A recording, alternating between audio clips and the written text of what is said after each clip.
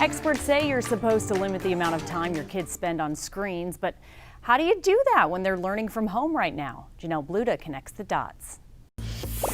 For kids in virtual learning, more screen time will be unavoidable this school year, but should parents be worried about children glued to a screen all day long? Let's connect the dots. The question about screen time in kids is one most parents have to grapple with these days. And when it comes to the research, there are not a lot of clear answers.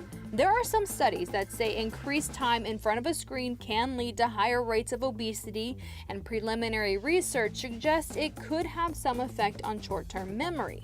So what do the experts say? Devora Heitner is a digital media expert who literally wrote the book on kids and screens. Her big takeaway is that not all screen time is created equal. While we may see them playing Minecraft or Roblox as time wasted playing a game, in reality, kids can learn important things about creativity on Minecraft or managing money on Roblox.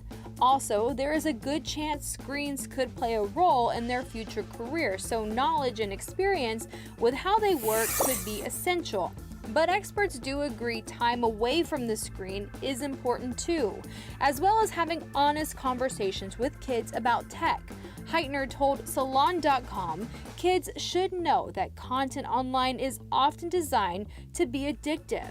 And if you really want to keep the lines of communication open, you might want to ask your kids how they feel about your screen time. Connecting the dots, I'm Janelle Bluda for H-Town Rush.